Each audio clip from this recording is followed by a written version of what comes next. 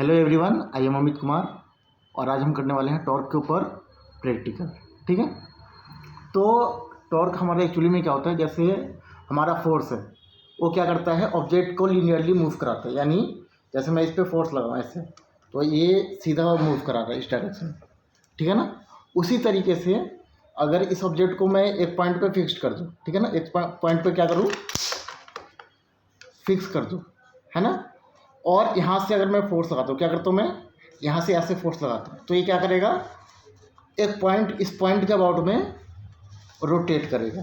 ये क्या करेगा, इस पॉइंट के अबाउट में रोटेट करेगा, यानी घूम रहा होगा, है ना। देखो यहाँ से अगर फोर्स ऐसे लगा रहा हूँ तो इधर मूव कर रहा है, और ये यहाँ से अगर फोर्स ऐसे लगा रहा हूँ तो एक फिक्स पॉइंट के अबाउट में घूम रहा है ना।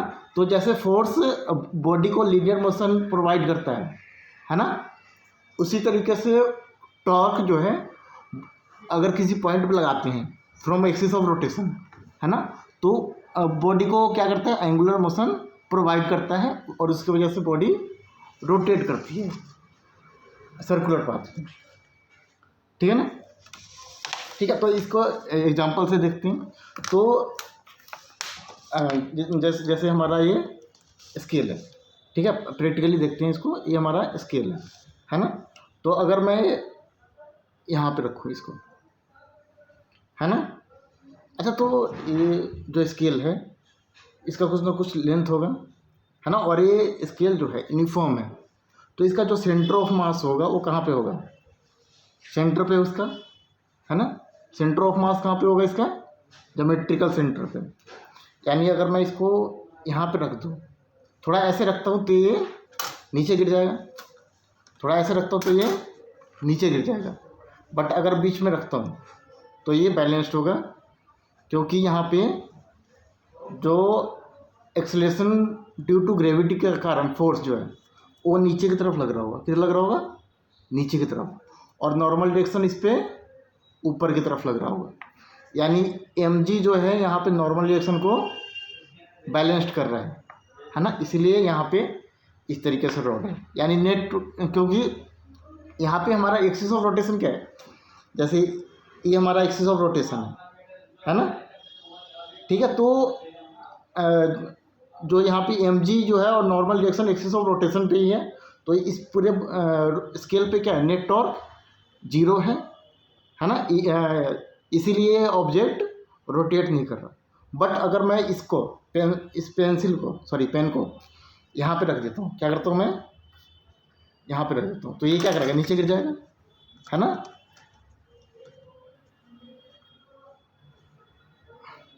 यानी ये क्या कर जाएगा हमारा, ये अगर मैं यहाँ पे रखता हूँ तो यहाँ पे मास आ गया, इसके पास कुछ ना कुछ मास होगा, है ना, तो इसके पास क्या आ गया, मास आ गया। तो ये क्योंकि ये हमारा एक्सिस ऑफ रोटेशन है ना, और मैंने मास यहाँ पे रख दिया, तो इसके कारण यहाँ पे mg जो है डाउनवर्ड डायरेक्शन में लगेगा और कुछ ना कुछ परपेंडिकुलर डिस्टेंस है ना। एक्चुअली में टॉर्क क्या होता है हमारा, force into perpendicular distance from the axis of rotation.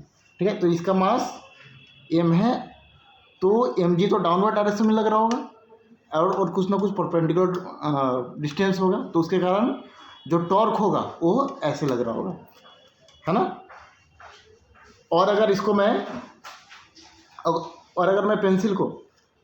Pen को यहाँ पे रखता हूँ, तो ये क्या करेगा, इस डायरेक्शन में रोटेट करेगा, है ना। देखो यहाँ पे ऐसे इस तरीके से, ठीक है ना। मेरे पास कोई और भी ऑब्जेक्ट है, जैसे देखो यहाँ पे, जैसे अगर मैं इसको यहाँ पे रखता हूँ तो ये क्या करेगा, क्योंकि इसके पास कुछ ना कुछ मास होगा, तो ये क्या करेगा, नीचे की तरफ रोटेट कर देगा, है ना। और अगर ये इसका कुछ ना कुछ मास होगा और इसको भी मैं यहाँ पे रखता हूँ, है ना, ऐसे,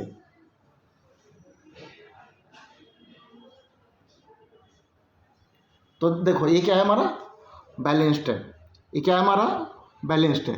तो इसके कारण क्या होगा, इसका जो mg है, क्योंकि इसके पास कुछ ना कुछ मास होगा, तो इसका mg डाउनवर्ड डायरेक्शन में, यानी ये इसको मेरे रिस्पेक्ट में क्लॉकवाइज डायरेक्शन में रोटेट करने की कोशिश करेगा, है ना।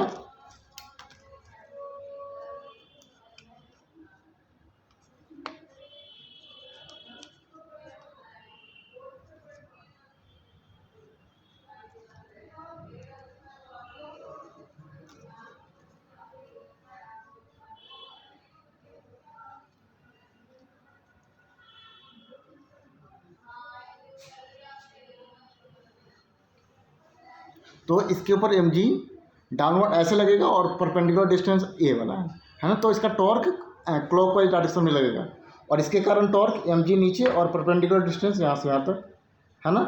तो ये एंटी क्लॉकवाइज रोटेट करने की कोशिश करेगा, है ना। तो इसके कारण टॉर्क ऐसे क्लॉकवाइज और इसका एंटी क्लॉकवाइज, और दोनों का वेट मैंने इस तरीके से रखा है ताकि इसका जितना मास है उतना ही इसका भी मास होगा, है ना। तो दोनों का वेट सेम और परपेंडिकुलर डिस्टेंस सेम, तो दोनों के टॉर्क एक दूसरे को कैंसिल कर देंगे। अब देखो यहाँ पे, अब इसका मास थोड़ा सा भी ज़्यादा होगा, क्या होगा हमारा, थोड़ा सा भी ज़्यादा होगा तो ये रोटेट कर जाएगा इस एक्सिस के अबाउट में, इस एक्सिस के अबाउट में क्या हो जाएगा हमारा, रोटेट कर जाएगा, है ना। तो यानी ऐसे घूम जाएगा, देखो ये हो जाएगा, देखो रोटेट कर गया ना, इसीलिए ये घूम गया, है ना। और ये इसमें कुछ और भी है, देखो जैसे ये दोनों डिस्टेंस सेम है ना, तो इसका टॉर्क नीचे और इसका भी टॉर्क नीचे, ठीक है ना।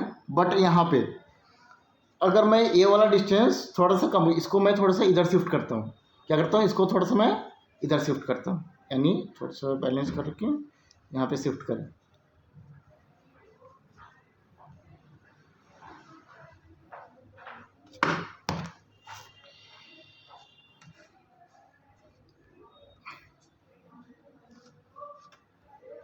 तो इसको मैंने बैलेंस करके शिफ्ट किया, तो क्योंकि इसका मास तो, इन दोनों का मास तो सेम था, बट इसका परपेंडिकुलर डिस्टेंस ज़्यादा था और इसका परपेंडिकुलर डिस्टेंस कम, है ना। तो टॉर्क क्या होता है हमारा, फोर्स इंटू परपेंडिकुलर डिस्टेंस, है ना। तो इसका टॉर्क ज़्यादा होगा और इसका टॉर्क, क्योंकि परपेंडिकुलर डिस्टेंस यहाँ से कम है तो टॉर्क कम होगा, इसीलिए ये ऐसे रोटेट कर जाएगा, देख लो, है ना। तो ये हमारा एक्सपेरिमेंट था टॉर्क का, ठीक है ना। ये टॉर्क हम और भी समझ सकते हैं, जैसे गेट के अंदर होता है ना, मैं आपको दिखाता हूँ।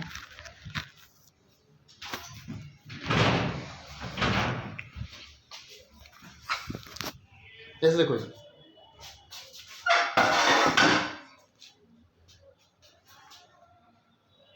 ये हमारा गेट है ना,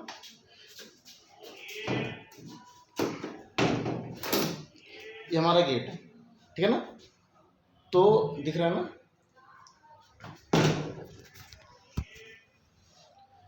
जैसे हमारा गेट है, देख रहे हो, है ना। तो इस पर मैं फोर्स ऐसे लगा रहा हूँ, है ना।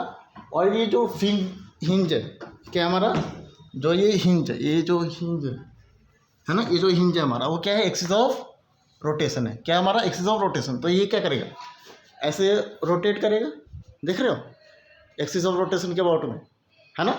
तो मेरा हाथ जो फोर्स जो है, ये इस पे मेरा हाथ फोर्स इधर लग रहा है और परपेंडिकुलर डिस्टेंस हमारा ये है, क्या हमारा परपेंडिकुलर डिस्टेंस यहाँ से यहाँ तक, और फोर्स ऐसे लग रहा है ना।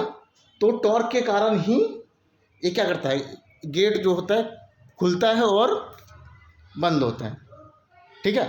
और अगर हम जो इस हिंज को, अगर इस हिंज को हम यहाँ पे लगा देते, यहाँ पे किसी इस पॉइंट पे लगा देते, तो एक्सिस ऑफ रोटेशन से डिस्टेंस कम हो जाता है ना। अगर हम यहाँ पे लगा देते इस हिंज को, अगर इसको उठा के यहाँ पे लगा देते, तो एक्सिस ऑफ रोटेशन से, अगर ये यहाँ पे होता तो एक्सिस ऑफ रोटेशन से डिस्टेंस कम हो जाता है यहाँ से यहाँ तक, तो टॉर्क फोर्स हमें ज़्यादा लगाना पड़ता है गेट को खोलने के लिए, ठीक है ना। तो ये हमारा था torque of concept. Thank you, फिर मिलेंगे नेक्स्ट।